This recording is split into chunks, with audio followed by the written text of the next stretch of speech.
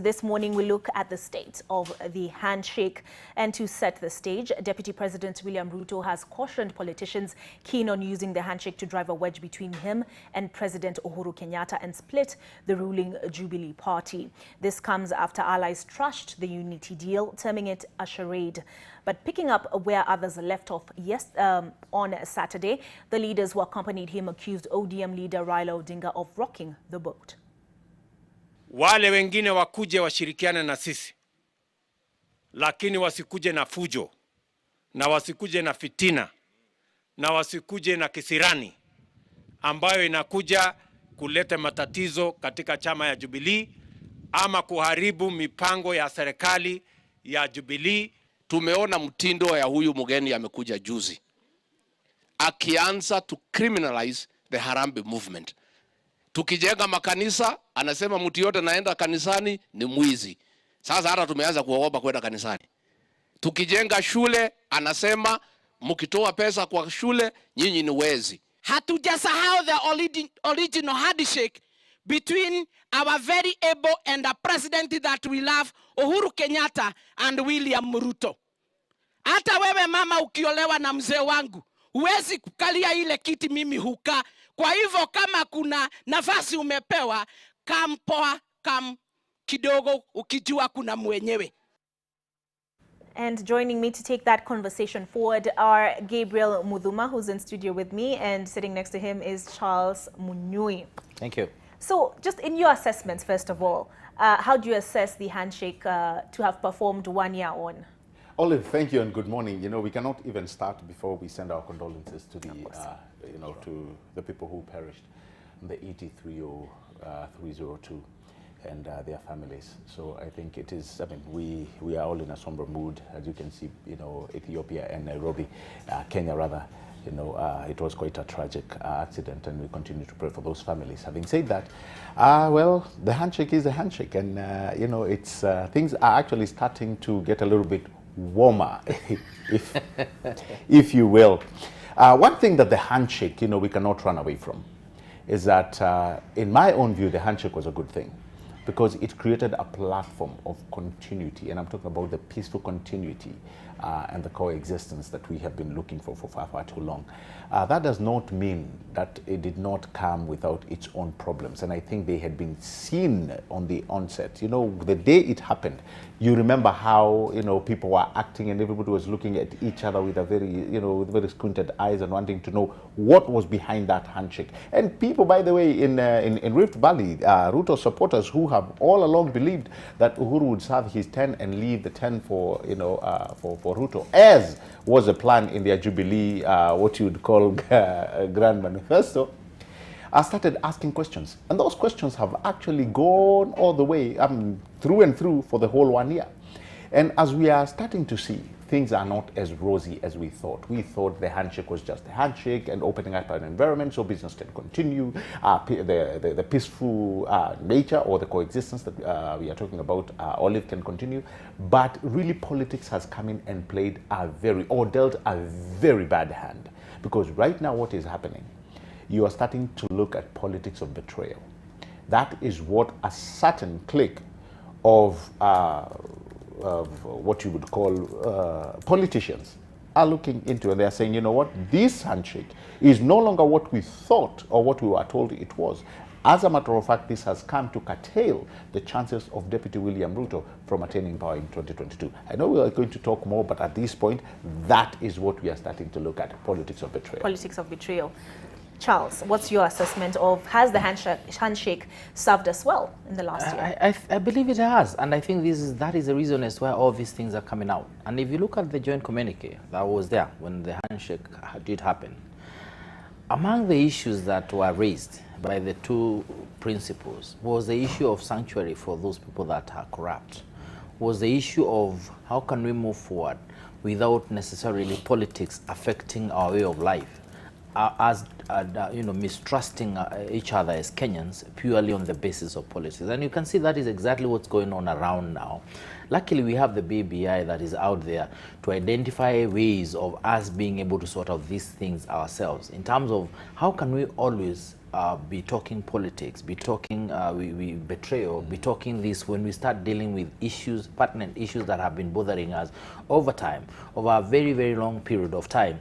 But every time we try to touch them by way of trying to sort them out or get a solution to them, then we find ourselves mark timing on the same spot, having to deal now with issues of, are you betraying me? Are you targeting me? Are you targeting my friends? Where exactly are you going with this? Is this about 2022, 2027? So I want to believe, and this gives impetus to the BBI and those people who are giving their opinions to the BBI.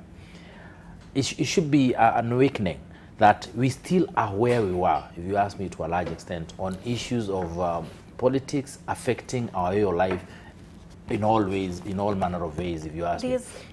So having said that, I think it's working. We are fighting corruption. Things are happening. We have started believing in institutions now. All of a sudden, everyone loves the Auditor General. Every time he speaks, we listen. In the past, we used to listen to politicians first before we listen to the Auditor General, and we dismiss him. Now the DCI, all of a sudden, is a very important institution. If you ask an average Kenyan, they know who the DCI is. They know the DPP, and I hope soon we'll appreciate the EACC. And I think moving forward, that matters corruption. I want to believe we'll talk about this, but look at even issues, devolution, and even the summary of what they agree, the resolutions they arrived at. Things are moving in the right direction, and I want to believe, given time, the BBI will give us a report and it will interact with it, and I want to believe this handshake could not have happened at a better time. To a large extent, I started by saying it was a good thing when it came in. And, from the onset, many people, including us, in governance, we tried understanding what is the building bridges all about. The one thing that it has brought to the fore, which I'm liking, is the fact that the president, when he was campaigning for re-election, he was talking about the 40 million. Plus. He was not looking at his own area alone. And he can tell you, the president has taken a lot of slack, even in his own backyard, because of saying, you've neglected us. But the president in his campaign, he was talking about the 40 million strong, meaning that he was not going to leave anyone behind. What Building Bridges has actually done, it has actually opened that facility that the president is able to traverse almost everywhere. When was the last time, before the building bridge, before the handshake, when the president would just, visit the lakeside, Nyanza? It was actually very hard. The temperatures were so high. He could not actually have gone. There are areas, actually, the president used to take a lot of heat when he would visit. Coast was one of them, and as you may remember. So the president has gone to Nyanza, not once, and he's expecting to make so many trips in Nyanza. So there is a facility that the handshake really opened. The other thing that we've been able to see is that, yes, as he's alluded, the fight against corruption is actually able. At this time, we're able to scratch the surface, and we see people who we never thought would actually be taken to confines of law, actually taken into the magistrate chambers. I never thought at one point I would see somebody like Kidero, go to High Court without a barrage of supporters coming into And you think the handshake is to credit for that? Of course. There are people who you won't touch, because you remember, you used to touch one of them, everybody is at the DCI and DPP, and they would make this, scenario very convoluted. You are in a position where you do not know whether this is politics at play or it is actually a specific crime that happened. So the handshake really brought with it some very good things that we are able, at the very least, to scratch the surface. Matters corruption, I think, if we divorce politics from it, Olive, I can guarantee you, I think the handshake will do good in matters corruption. Two questions then. Yes. One, you talk about it's taken out the politics from the war against graft, so to speak. Okay, we need to. Yeah. But there are leaders in the Rift who argue that this new impetus in the war on graft is actually politically motivated to block Deputy President William Ruto from ascending to the presidency. Olive, let me tell you something. And this I said a long time ago, even before the president went for re-election. I said, for Jubilee, which is the governing administration, for Jubilee to succeed, three things must happen. One was the unity of the party. Two was the manifesto that they said they would deliver on Wanjiko. Three, most importantly, was the fight against corruption. Had nothing to do with the building bridges or the handshake. They needed to fight corruption. They need to fight corruption. They need to win the war against corruption, if at all there's something that is called legacy that's going to be left, that has to be above board. Fighting corruption is not an issue of whether Raila comes in or not. Fighting corruption or winning the war against corruption has got nothing to do with party coming together. Winning the fight against corruption actually, as a matter of fact, has got nothing or very little to do with building bridges. Fighting or winning the war against corruption is instituting and erecting structures like what we've already seen the president do with the office of the DPP, the DCI, and EACC, ensuring that these offices have enough resources that the minute they say, we are going to follow our good friend Olive Barrow, he are having stolen funds from Wananchi, that we are going to follow her to the logical conclusion and most importantly, achieve convictions. Because anything else, Olive, that we are being treated to today, where somebody is, or tomorrow they are released, the bond is 500,000, they've stolen 4 billion. This is just, a game in the eyes of Wanjiko. Up until when we start realizing serious convictions. That is what we were here last time, we were talking about the chicken gate. The people in Europe who are implicated in the chicken gate, they have already served, and they are starting to come out. Here, where are our guys? So that is the fight I'm talking about. It has got nothing to do, and this is why I'm saying we need to divorce the two. Whether or not there was a handshake, President Uhuru and Deputy President William Ruto need to, even now, to win the war against corruption. Okay. Charles, can we divorce the two, the handshake and corruption? Because you've had political leaders, I think we'll play you a story during which we'll hear Murkomen talk about political conmanship. But can we divorce the two? We've had leaders in the rift talking about saying this one, corruption is targeting our people. I think that is a misunderstanding. And if you look at the communique, it did not say the government stops working now. Yes. And it's taken over by the handshake and the BBI. That's not there. It is very far from that. Because what happened with the handshake is that Raila and Uhuru came together and they said now there'll be no sanctuary for those people who are taking our money. And by extension, Kalonzo Musyoka and Ruto are in the mix because they're the principal, they're the deputies to the two, even in the elections that we had. So, and Ruto himself, the DP himself, has come out and said, I support the war against corruption. And to be honest, let us be clear, it's only about this matter of dams that it has come out so clearly that everyone now is against, especially specific friends of the Deputy President are concerned with the way it is being handled. Otherwise, the general war against corruption, everyone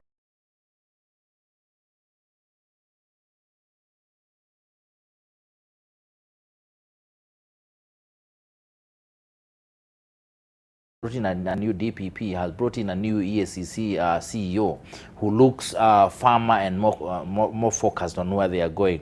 So that institutional framework and the support that is, the requisite support that he's receiving can tell you the fight against corruption really to a large extent, in as far as the handshake is concerned, is about not anybody running to the courtyard of this leader, the other leader, and saying, hide me here because these guys are coming for me. And this is exactly what's happening. I think, to me, what the DP must do is tell his people to carry their own crosses. I haven't seen anybody literally going to the DP and asking him, you've stolen this, you've taken this, we need to now have you answer questions, much as is the Deputy President.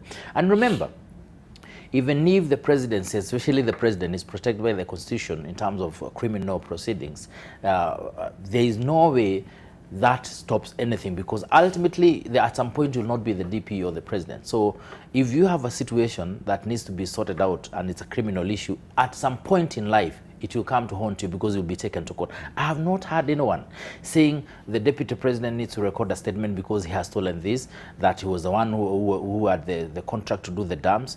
The people around him are the ones that are looping him in so that he can come and protect them. And trust me, it's a question of sanctuary. If the DP would realize that, Kalonzo would realize that, like Uhuru, Muigai Kenyatta and Raila have done, and told their people to carry their own crosses. And you've seen people who are really close to the deputy to Raila Odinga, even to the president, being taken to the DCI, or rather going to the DCI. And remember, and this is the confusion that is there. If you're a cabinet secretary, the accounting officer, because if you are the CS Treasury, you are the accounting officer. You're not just like an average CS. And you are the one who gave out this money for this, for the other one. after being convinced that the documents and the procedures were followed, then who else should we start with when it comes to investigating how this money got lost in the first instance? Nobody has charged Henry Rotich. We don't know whether it's going to happen, but he has been told, come and shed light on who actually received this money and for what. Did you verify A, B, C, D? We don't have that report as yet. And remember, the DPP has said it is going to take slightly more time. Why is everyone so excited right now?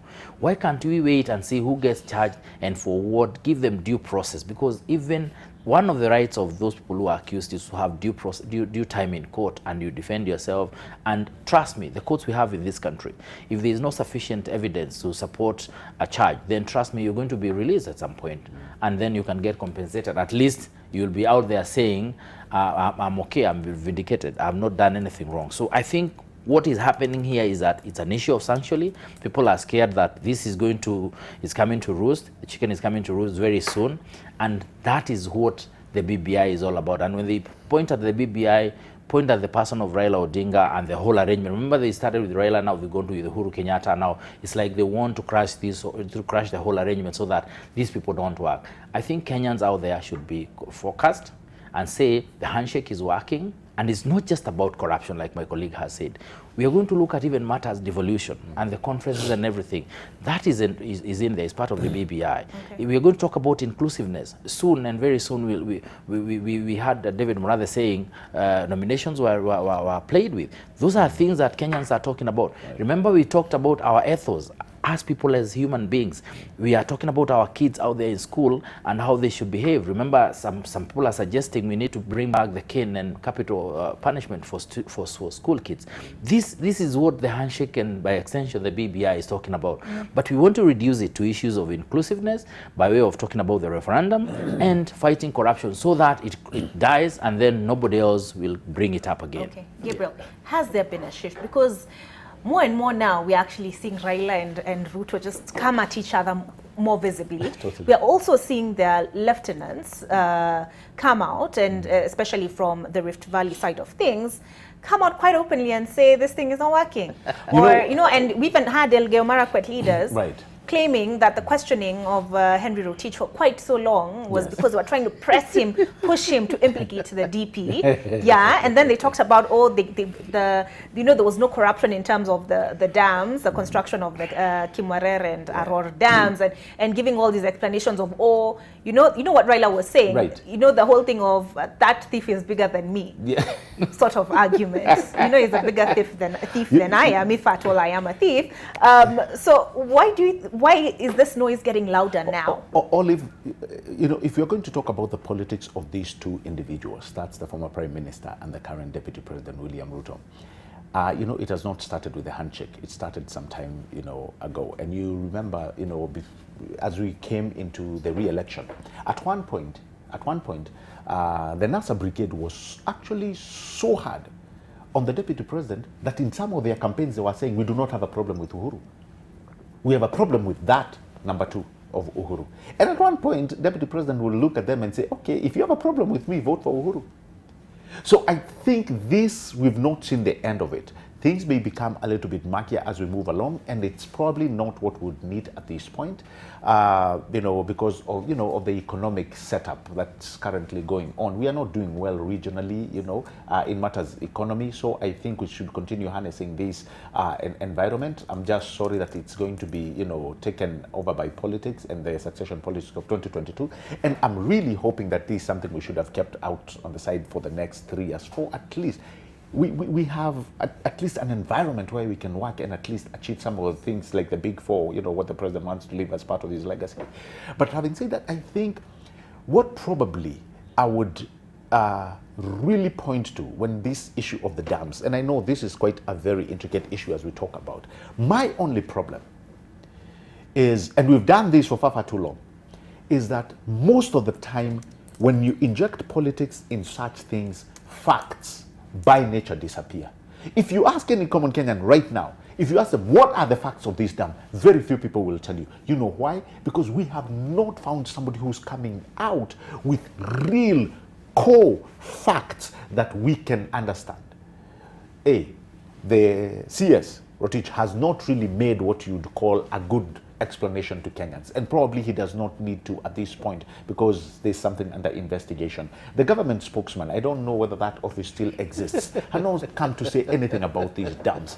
When the deputy president speaks, we are saying he is doing politics. We've actually, to be fair to him, we've actually said something which he did not say.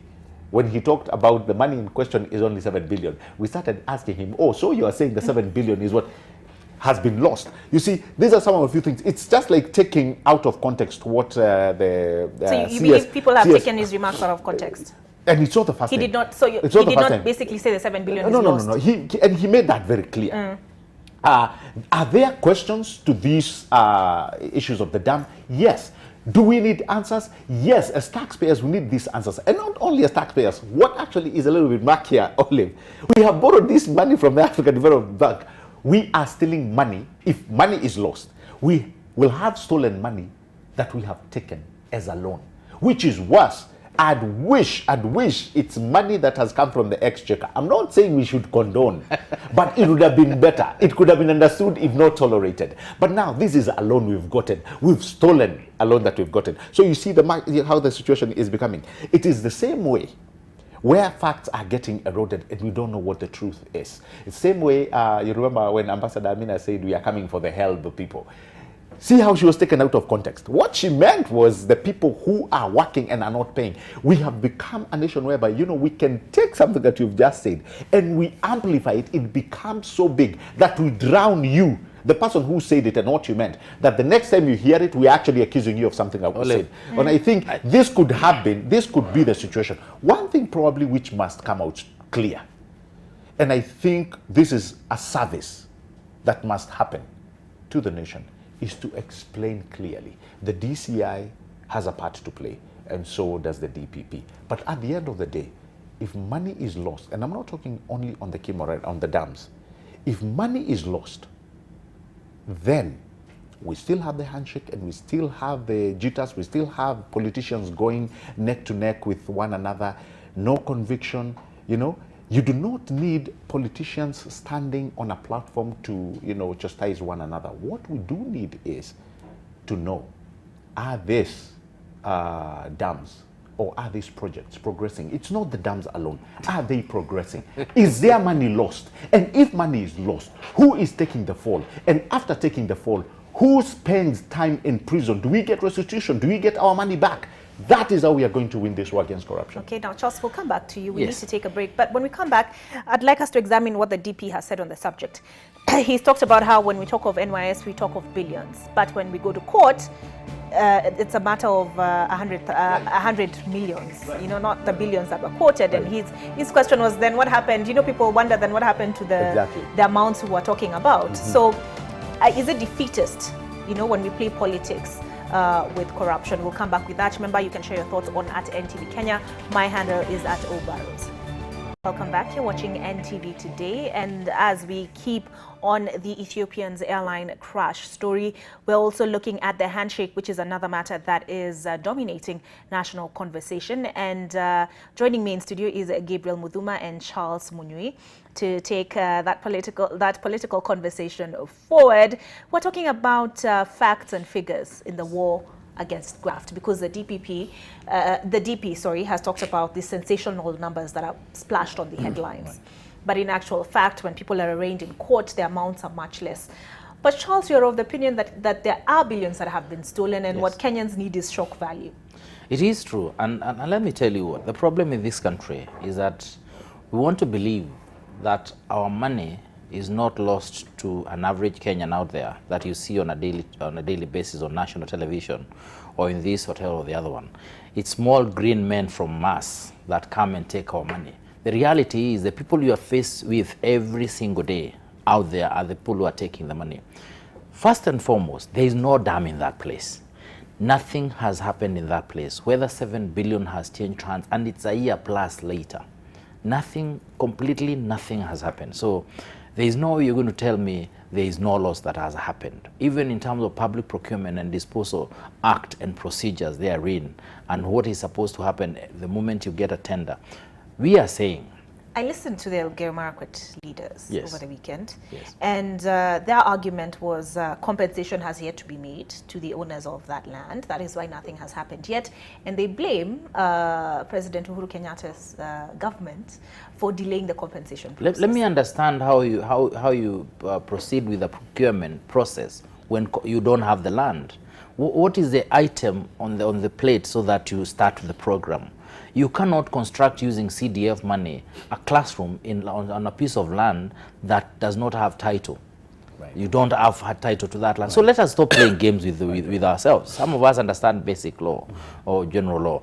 Public procurement and disposal laws are so clear that you cannot start a process until you have where the project is going to be by way of legally owning it. So no payments should have been made? It should have been made if there was payment, or there should have been no project allocation in the first instance. Especially there should have been no starting of procurement procedures by way of tenders and everything being floated and someone winning the tender and even receiving money when there is no land on which they're supposed to construct whatever it is that they're supposed to construct. That is the bottom line. People are playing games. They are throwing information out there in the public domain, and they know Kenyans don't have that time to interact with all this information that they are receiving. The only thing they will hear is that there is no land. They will not ask themselves, what is the process here before we get to even paying someone who is supposed to construct a dam? What is supposed to have happened? So my take is, money has been lost consistently in this country, and until Kenyans are thrown into the mix where they follow up on what's going on a daily basis, get frustrated at times because they think it's getting worse. It is not getting worse, trust me. If you have ever been affected by malaria, the first time you take the medication for malaria, you get even sicker.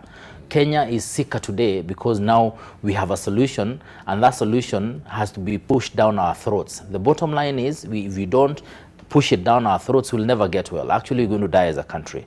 This money cannot continue being lost this way. We know, we appreciate. Some of those thieves will get away with it because they are out there. I'm not blaming this one or the other one, but I'm saying now that we have started this process, it is only fair to ensure we support the institution, the requisite institutions, so that they can be able to deliver. And I'm saying, for the first time in the history of this country, right now we are listening to the Auditor General. People like myself and Mudhuma used to bash him. Every time we have an opportunity, we used to say, that guy is just attacking us because we are supporting Jubilee. Because he's attacking Jubilee, he's attacking PNU because he's this, he's the other one. And I'm not talking about this particular Auditor General. I'm saying historically, every time you have a report from that is not friendly to the government, people will bash it. If you have a report that is not friendly to the opposition, those in the opposition will bash it. We are saying we need now to stop relying on politicians to tell us this has not been stolen. Why can't we rely on the investigating arm that will actually bring on board people who have been...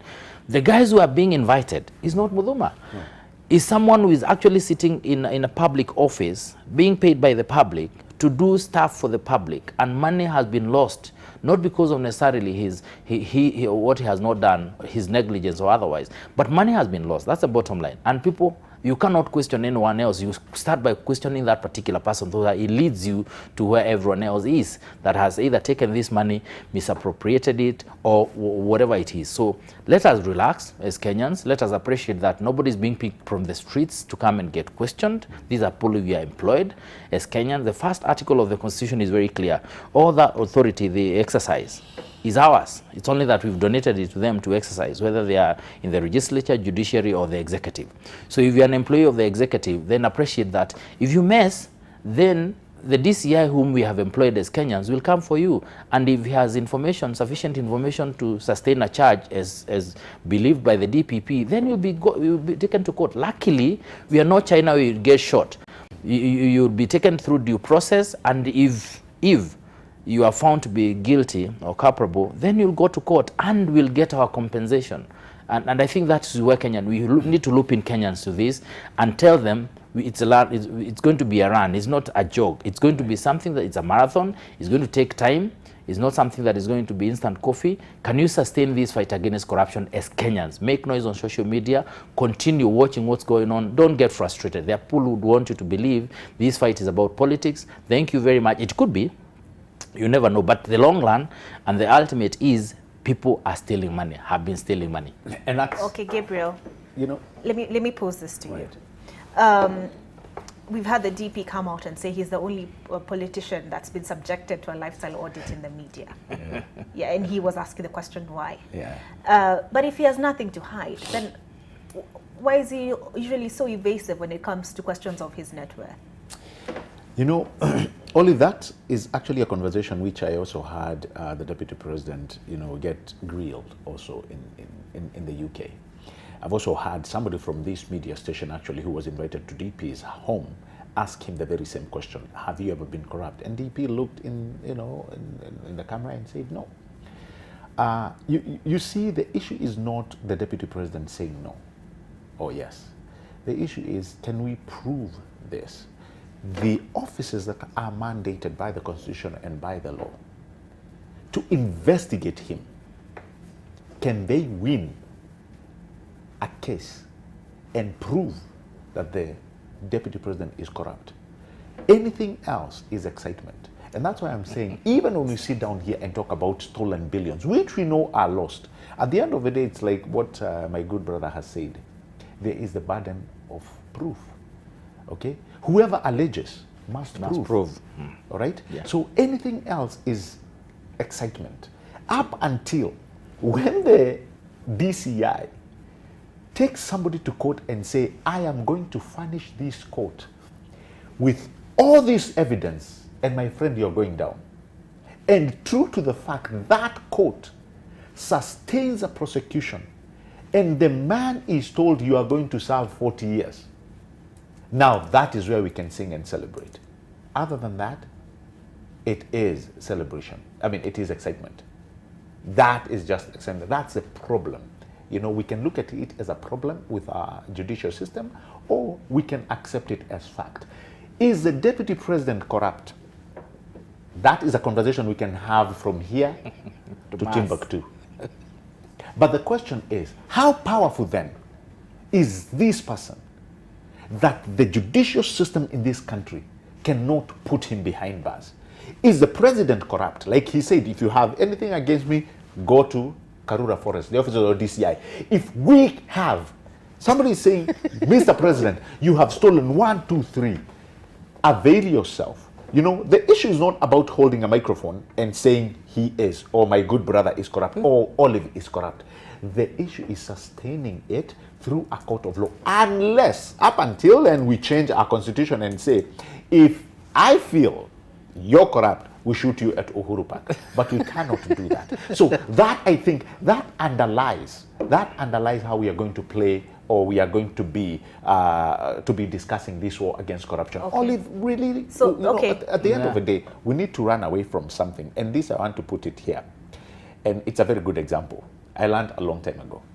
The Al Capone Chicago used to do something called misdirection. What would they do? They would create a crime scene. They would create a crime scene before it happens. Is that the mafia? Yes, the mafia. This is the Al Capone Chicago. What they would do, he will be a shoe shine on the side. You would be selling your wares out in the street. Somebody else would be doing something. A mob boss comes to his favorite coffee shop. He is shot by 3 people. They get into a black car and they go. The people who are there were planted to create a crime scene. It's called misdirection. What would happen? When they've left, the police have come. They would give a false evidence to misdirect the police. Oh yeah, we saw the person who did it. He drove in a white car. What would the police be chasing? A white car. Yet the people who did the crime went in a black car. Oh, so many other things. So it is the very same thing. I feel we are playing politics of misdirection when it comes to corruption. And guess what? We are going to be chasing the whirlwind for a very long time if we continue in that kind of politics. And that's why I'm saying evidence is key. I do not want somebody being kamatwad on Friday and released on a Monday and he forever goes away from the judicial elements of this country. I want somebody held. Yes, they get the bail as part of their constitutional right. But then again, when they are brought into court, this person serves time in prison. That in itself will excite Kenyans. Okay. But then my question to you is this. We had President Uhuru Kenyatta saying stop prosecuting matters of corruption in funerals and, you know, and in these public gatherings, if you have any evidence of graft against myself, because we had people saying, you know, we also know your side. We also know that you have some dirty linen in your closet. So he said, if you have proof, it's quite simple. Yes. go to the DCI headquarters on yes. Kiambu Road, Yes. submit your evidence. Yes. But there's still the question of where was he when all these billions were being stolen? You've both made the concession that there are billions that have been stolen. There are those people who are now we cannot have asking that Muduma. question. Yes, Charles, asking that question. still Where that was my the question. president? Does he bear some responsibility? I think the president has come out very clearly on the fight against corruption. The timing might be such that it's belated, a little belated, but it's happening. He's the first president to pursue this in a concerted way, in a believable way, to the extent that he has sacked cabinet ministers and PSs, and he has stopped others from working. And I'm sure shortly after this, I'm not holding brief for him, but I have a feeling shortly after this, others will go home and others will come in. My only concern with the president, His Excellency, is that he's recycling some of the people that are a problem in the first instance. Because if you look at the boards, for instance, the same people that are a problem. And when you see people that are broke in the streets, getting into a board where there is no salary, ask yourself what's going on. Because those guys will go there, they'll maneuver, they'll micromanage the procurement procedures. 2 minutes later, they'll be very rich around town. So even the president must be aware, every time you recycle the same fellows that have been a problem for this country. We have a lot of capable Kenyans in this country who can be fit in those shoes and deliver in those boards without necessarily getting corrupt. And even cabinet secretaries, PSs, he needs now to move away from the normal faces that we see on television every day and bring in other people that are competent enough and that have not been touched by all these things. And that's a fact. Now, having said that, we cannot take it away from the president and by extension Raila now that for the first time there is a concerted effort towards fighting graft. And the realization, and I will go back to the BBI and the communique that was there, is that the biggest challenge in the fight against corruption was sanctuary. That every time you pick someone for investigation, even before you touch them, they are protected by so many lawyers, by so many politicians, like now what's going on around just about right now. So the moment they came together and they started saying now, from now henceforth, sanctuary would be a problem. If only other leaders would join in, especially the top-notch leadership of this country, and say sanctuary no, because I cannot remember anybody specifically saying this is the issue of corruption as far as the deputy president is concerned. Himself, personally.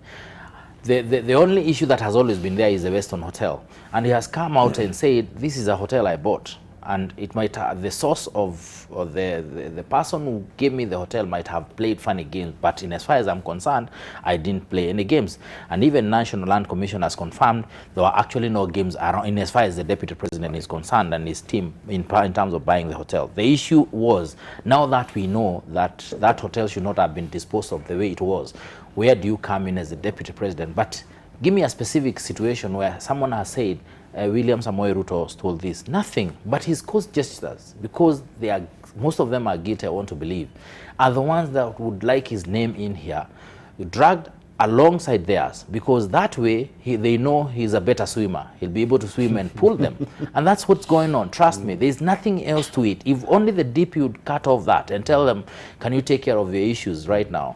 I'm not interested in what you're doing. Don't drag me through the mud. Trust me, he would walk out a cleaner person. Otherwise, the moment he goes, argues with the CS in charge of Treasury, who has actually disbursed these monies, who is saying is 20 billion or 21 billion or whatever it is, and the deputy president is talking about 7 billion. It's not about the money that has been lost. It's about the money that has left Treasury. Correct. Into the specific areas that it's going to. So why would you want to go there? Why would you want to allude to go back to the NYS and tell us we have seen this happening? You're in government. You know, so if you're uncomfortable with the way government works, I think there is in the cabinet or in any other place, you can be able to say, I don't think we are going about it in the right way, if you're that uncomfortable. And at that time, nobody said anything. NYS, the deputy president, has been at the forefront in the fight on matters NYS. In fact, he's one of the very critical guys when it comes to matters NYS.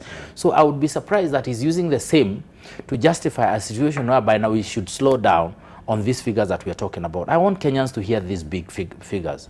Because the reason as to why we don't have hospitals, those guys at Kimara don't have that dam, is because they are selfish individuals.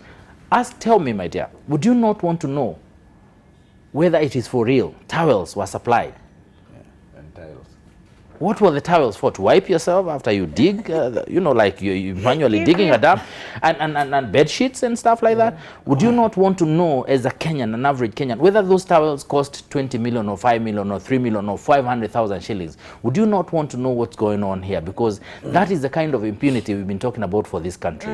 And until Kenyans appreciate that the level of impunity that has been there in terms of stealing our money is amazing. It's totally amazing, and it's almost comical, if you ask me. It's like they don't care what we think.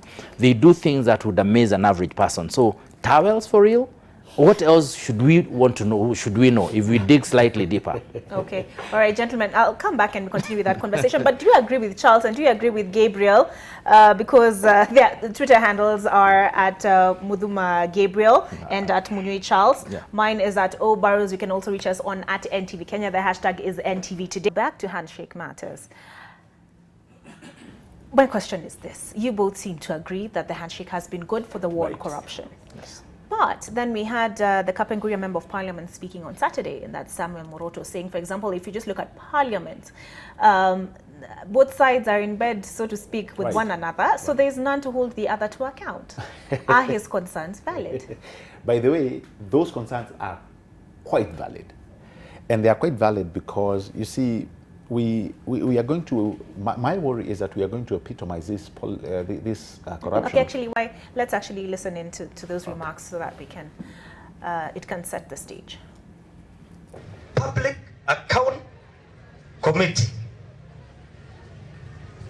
na PIC ambayo na deal na investigation, they are totally dead now. Kwa sababu hakuna mtu wote sasa imekuwa serikali moja. Hakuna mwenye atangalia huyu alikulaje. Kila mtu anataka kula sahihi. Ukizungumza lugha ya Mbadi ambaye ni leader of minority, na huyu mwingine anaitwa yetu ya Jubilee na Duale, hakuna species maneno anazungumza. Mudhuma, you were saying his concerns are valid. Totally. And you see, like what Munyu said, you know, he said, he actually made a very good argument that we have two offices that should actually be left to deal with matters corruption. Because from the onset we can say, you know what, they have a bird's eye view of information probably we may not have. Information, when a politician will get that information, though it will be diluted. So the DCI and the DPP have a very good vantage point on dealing with matters, albeit the fact that we are looking at them as independent officers. In fact, if they were to tell us or give us information about things like the dams that we are talking about, it would be more valid, it would make more sense than a politician talking in a funeral. Because when a politician talks, it is politics. It's mad in politics. We do not know when to distinguish fact from fiction or his imagination. So the DPP and the DCI, what we expect are facts behind accusations. That's why I said, you allege, you prove. The person who alleges, if the DPP at this point alleges, like what we saw with CS Rotich, we expect, as Kenyans, to see a raft of evidence that will be filed against him. That is what we least expect. Our politicians will just talk and that will be it. Another office must come in and do the work. So the PIC, when he talks about the PIC and PAC, these are the very same people who are taking 10,000 shilling bribes in toilets. I mean, and again, this is not me saying, these are facts. They told us into this. As a matter of fact, they are the ones who told us, our friends, and they came to me giving me 10,000.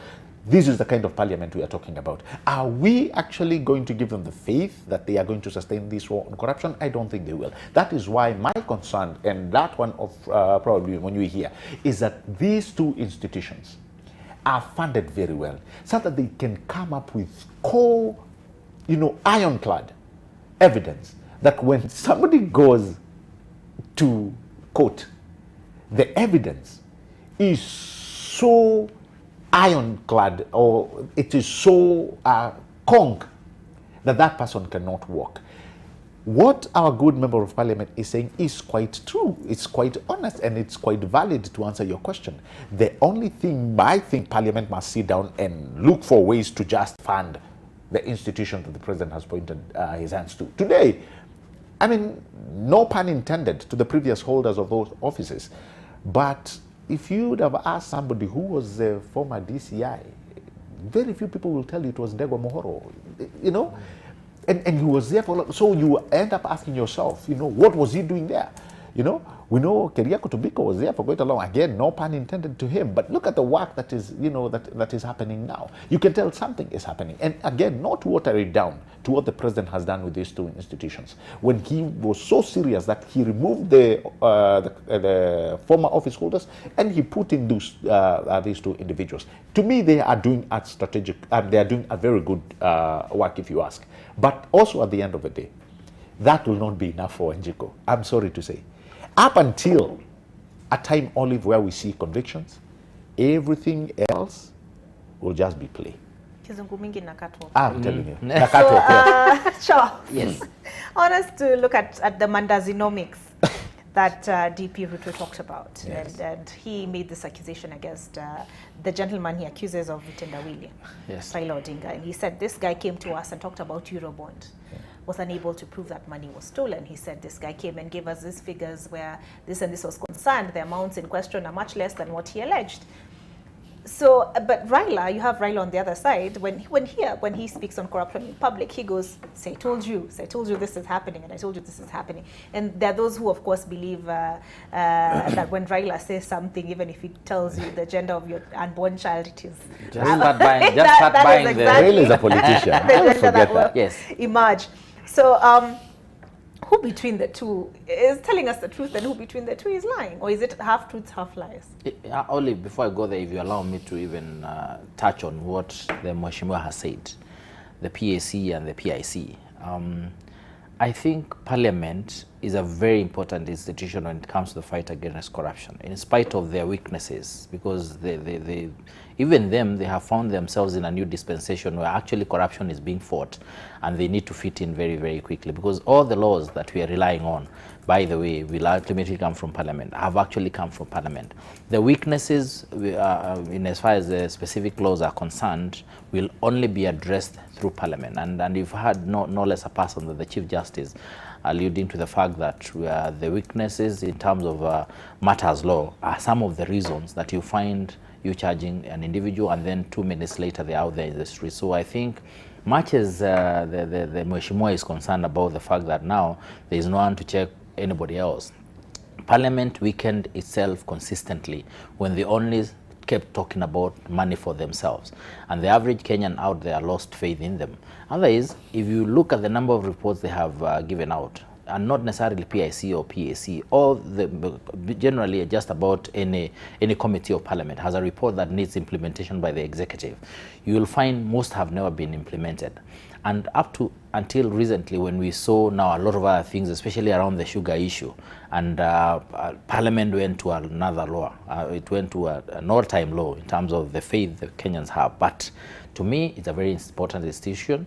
Let the PIC remain as it is. Let those continue churning out those reports that they are giving. Remember, at the end of the day, even if they go to slumber or to sleep, we still have the government to exercise its mandate through the different departments, like my colleague has said, the DCI, the DPP, the EACC. Prosecution will happen, whether Parliament functions or doesn't function, but we need them to take care of the laws that are there. In terms of the Mandazinomics and the fact that Raila is not believable, I have sat on this chair in the past, especially before election, because I was supporting Jubilee, and really bashed him. But deep down, you realize this guy could be right. The Eurobond is still a mystery. We have never known exactly what happened. So I wouldn't even want to touch it because I have no facts and no figures. But he talked about it and everyone panicked. And no less a person than Rotich himself was trying to explain how the dynamics of how the Eurobond works. So whether it was factual or not at that point, we might never get to know.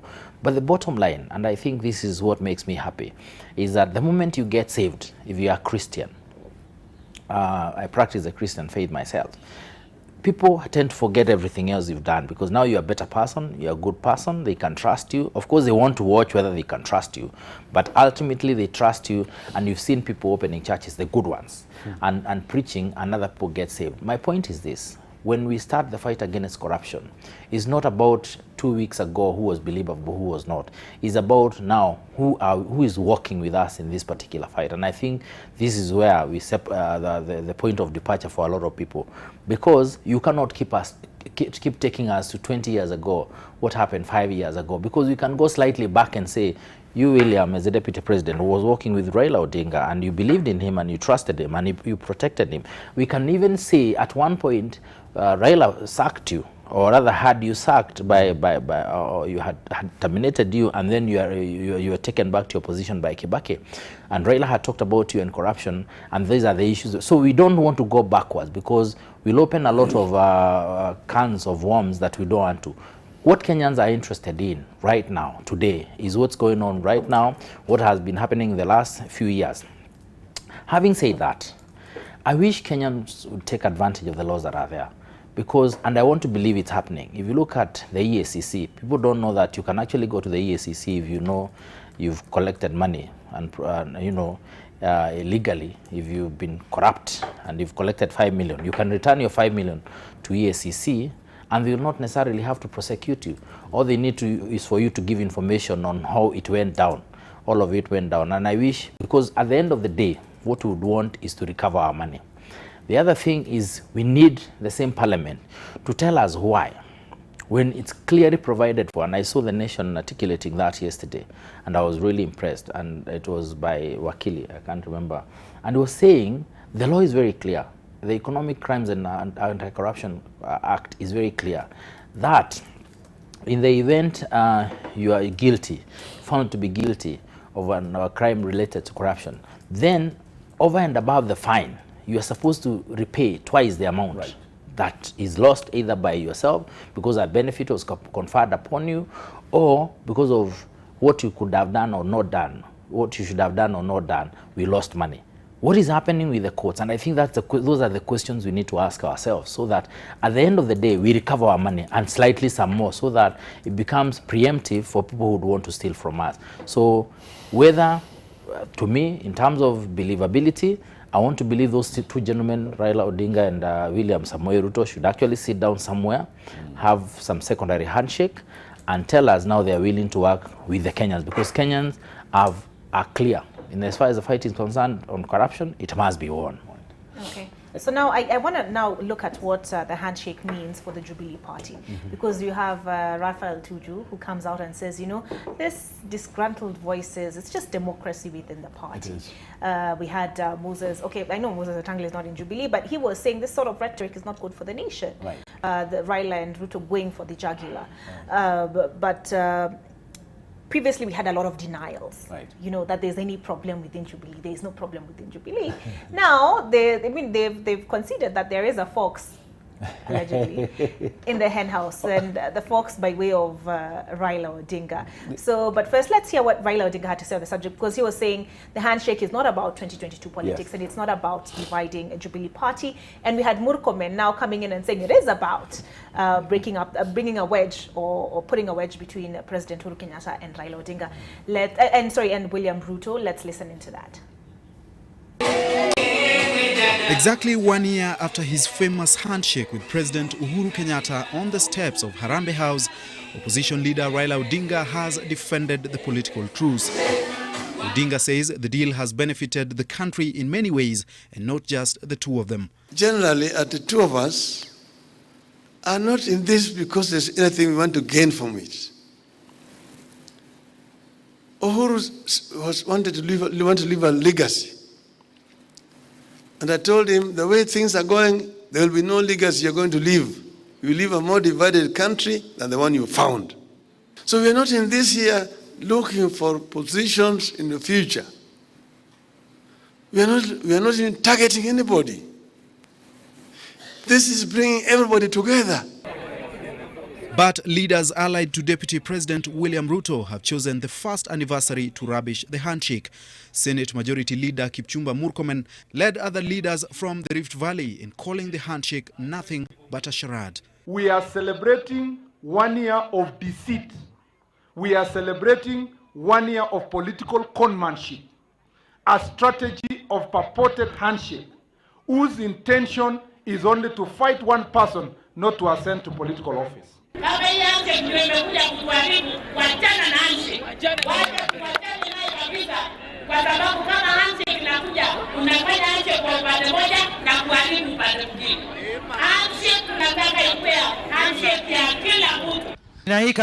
Deputy President steered clear of the handshake talk in his tour of Kilifi County. However, the leaders who accompanied him have called the handshake a deal between just two people. They say it has not benefited Kenyans in any way. Wamtafute Juma naye akampe mkono Uhuru Kenyatta. Alafu Kalonzo, Mudavadi na Raila wa handshake. Alafu Ruto na Raila na wale wengine wote wa handshake. Kwa sababu handshake kufikia leo mwaka mmoja haina maana yoyote, na nasema bila uoga. Tuliimba sisi hapa Eurobond, Jubilee imeiba. Tukasema Kilindini inauzwa. Tukasema SGR inachukua kazi. Tukasema zile hati miliki za ardhi ni gushi. Lakini leo baada handshake tumehalalisha kila kitu. Tulikuwa tunawaambia kweli nyinyi wananchi? Handshake hii itakapoanza juu hata iwe mbinguni, lazima iendelee mpaka kwa mwananchi wa chini, watu wote waishi kama kitu kimoja katika nchi yetu hii ya Kenya, ili Kenya ende mbele. The March 9th, 2018 deal was anchored on 9 points which the president and his political foe-turned-friend said would mark the turning point for the country. The two leaders formed a committee dubbed the Building Bridges Initiative, which has been going around the country collecting views from Kenyans. Edmond Nyabola, NTV. So, Let me laugh. Let me laugh. yeah. Why are you laughing, Gabriel? You know, first of all, before actually we talk the handshake, let's wrap up the corruption, because this, actually majority of this what these politicians are talking about is swayed into the corruption deal, and I feel it's just this dam. Like when you said the dams are the ones really that brought everything to the fore. Olive, if you look, and if you're to be honest, has Raila been accused of corruption? Yes. Has Ruto been accused of corruption? Yes. Has Kalonzo? Yes. Has Mudavadi? Yes. Has Wetangula? Yes. Has Uhuru? Yes. It is very out of place at this point to really accuse William Ruto, who is in the presidency, and these are just facts, without actually pointing a finger to President Uhuru Kenyatta. Why am I saying this? They are part of the presidency. It would then mean one of them is corrupt, and by design that makes the presidency a corrupt institution. All right? So I think we go back to where we left this matter. Divorce politics out of it. Let the institutions that are mandated by law to follow these things, because that's the only way we can get back. The president actually made a very good point, which I do not want that point, to run away from many Kenyans. And he said, if these institutions, if we are not going to do something about this corruption, the Mwananchi will. And he didn't dig deeper as to what the Mwananchi would do. But anything else that people are imagining could actually be realized. And that is how revolutions begin. So what was the president saying, and what was he insinuating? He was saying that all these departments that are there to fight corruption must stand to be counted. That includes the judiciary. The judiciary does not get a free meal this time. They must work for it. They must show that the people who come in there, and evidence, if evidence is actually an ironclad evidence, they must do what is necessary, and people must be sent to prison. That is the only way what the president was taking as an alternative may not come to pass. The handshake, Gabriel, very quickly. Yes. I want to play one more clip so that we just wrap it up. We just have about 5 minutes before we need to finish up. And here is the response to the Murkomen camp. The Director of Public Prosecutions described the investigations in the 21 billion shillings dam scandal as complex.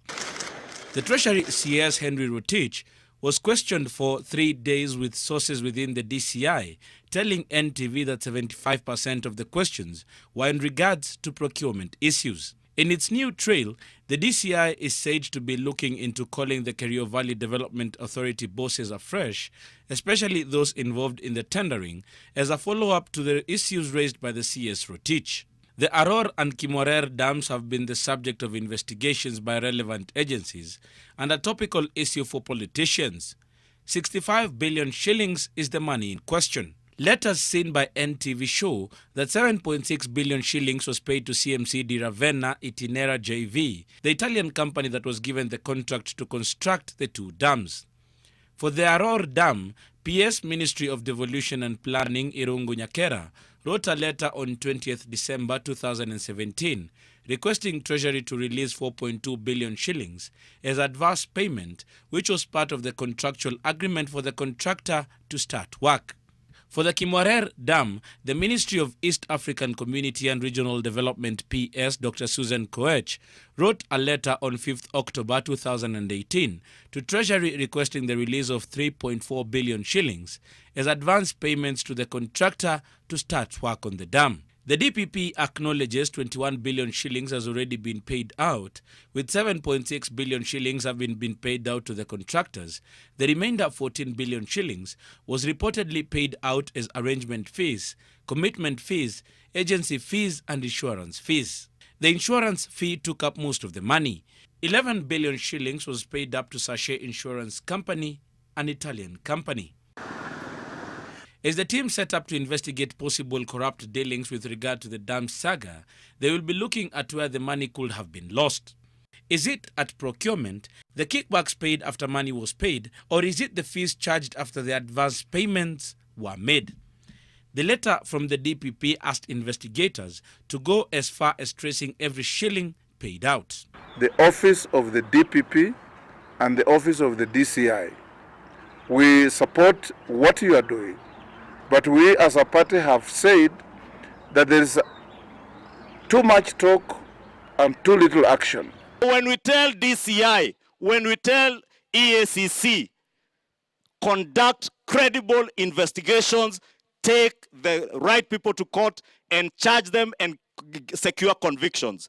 We are not saying it because we do not want corruption to be fought. Lakini ukiongea unaambiwa huyo anapigana na vita dhidi ya ufisadi. Sisi tunapigana na vita ya uongo, ya propaganda na upuzi ya kujifanya tunapigana na ufisadi wakati ni siasa tunafanya na maisha ya wengine. The DCI and DPP teams will also be looking into concerns that the contractor who got the job is not the one who was paid. They will also be looking into who are the signatories to the contract and who are the real owners of the companies mentioned and what their influence was. Kennedy Muredhi, NTV. And the reason I wanted to play this is because it's been offered up as proof of this politics of exclusion. Those people who are saying that this whole dam scandal probe is being politicized. You know, Olive, let me finish out by saying, by talking about the handshake when you started on the first clip that you heard. One, we all agree that the handshake has actually brought something good. But what would we have expected further? You see, post 2007-2008, and after the good judge Hansen Kriegler left, we were dealing with matters Agenda 4, not to be confused with the Big 4 agenda. I would have thought the handshake opened up a platform where now we would sit and discuss these things. The president and the prime minister, the former prime minister, have actually talked about the very same thing, that blood should never be spilled again in this land just because of an election. I would have expected this time we start talking about injecting maximum reforms into our electoral governance. I would have expected to be talking about inclusivity that was captured on Agenda 4. I'd have expected for us to be talking about the Ndungu's report. I'd have expected for us to talk about so many things that were part of the blueprint that Johansen Kriegler left. Why? Because we, at least for the first time in a long time, have a platform that we could now engage. And I thought That was part of why the handshake came in. Apparently, that is not what is happening at this point. And that's why I'm so weary when politicians at this point have started going the way they, the route rather, that they have taken. What do we stand to lose? First of all, we are going to lose the gains that the very same politicians are talking about, for instance, in cost. When you say the handshake, came in as a con game, I won't use those words because the very same person you're talking about, the DP, back in the day, it would have been very hard for him to conduct a political meeting at the coast, in Kilifi. I mean, that was an ODM goes on. The handshake has actually allowed this to happen. And by the way, this handshake, if you look at it with, if you remove the political lens, we've done this disservice of every time looking at things through political lenses. If you remove that, you would see that it also allows every politician, if you're really talking about matters 2022, it gives them a ground when the time comes to campaign in every or any region that they so choose. So it is a good thing. What I think is happening is that handshake is being hijacked by politicians. Now, when they hijack it, they will start throwing the words we are hearing back to back. And I will not relent in saying, let us allow the officers that are mandated to tell us facts. Because anytime a politician starts saying that I'm telling you that I know, they do not know. The person who has the capacity to investigate, the person who has the capacity to look even into the bank dealings, that's the DPP, the DCI, and EACC. Those are the institutions that should be telling us factuals about the corruption cases that we are dealing with. Because at the end of the day, Olive, it's just like what my good brother Monyu here said. We will talk a lot. We will be told about billions a lot. But when somebody stands in the dock, you realize it's not billions that were being talked about, it's millions. And by the way, they end up walking, which to Kenyans now, it will be another, I would say, heightened collapse, if you will, of their, my goodness, we thought this was heading somewhere. Olive. Okay, Charles, Yes. and we really do need to start making our final remarks. Yes. What does it mean for Jubilee? Apart from that is just being offered up as I mean, now it's become politicized, the whole issue of the dams. Yes. But what does it mean for Jubilee? Because clearly one camp is unhappy and they're saying they're being pushed out of government, so to speak. Yeah. But DP Ruto had said tutakanyagana tu hapo ndani ya wapi? Ndani ya Jubilee. Then there are those who are saying if you're unhappy, among there's the door. Only, what does this mean for the Jubilee Party? I think that's the wrong language to use, even for our leaders, with a lot of respect, because Jubilee is about the four agenda items, and one of them is about food security, and you cannot do food security without irrigation, without dams. So the people of Kimarel would really want to know what's happening around that dam, because to them it's more important than the politicians that we have. Right. They want that water. Right. They actually do need that water. So the politics around it, they might not have the microphone, they might not come to NTV to air their view, but I'm sure the ones that are watching are very concerned that there was money allocated by Jubilee to have a dam here, and people are playing politics about 2022, this is being targeted. What do you want to do in 2022 when you have an opportunity to have a dam right now, today, actually a year ago? And that should be the concern, and I want to believe that's a concern of the people of that particular place. In terms of Jubilee, it should not be either or. That the fact that there is a handshake, now Raila is working with Uhuru, Ruto must be out of the arrangement. I think that the moment we start going that direction, then we'll have lost it completely. And I think there are politicians who lost it when Raila started working with Jubilee, because their work, their mandate, every day they used to wake up and plan on how they're going to attack Raila and get paid for the same, or at least their profile politically rises in their respective regions. And also on the other side, Nyanza, there are people who used to wake up, attack Uhuru and Jubilee and Ruto, and their profiles would rise. I think those are the guys now who are reorganizing around the deputy president, telling him now, you need to step out to look like you're opposing everything that's going on, because again, they want to build their profiles. saying their people are being targeted, the region is being targeted. Those guys will sail through in 2022 in their respective positions at the expense of the deputy president. That is a reality. Ruto must stick to Jubilee, to the Jubilee agenda of fighting corruption, of improving on devolution.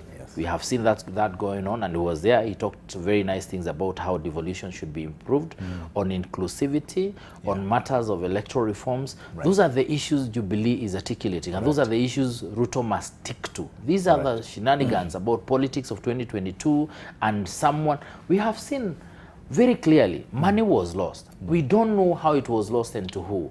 Stories are just happening. The DCI, the DPP, all these offices are investigating that. Why don't we take a week to a month, get valid information from the right offices, and then we take people to court? To me, Jubilee is intact unless William wants to implode himself, because if he has the capacity to implode, everyone has a capacity to implode because it's about you. You don't need anybody else from outside to implode. It is you.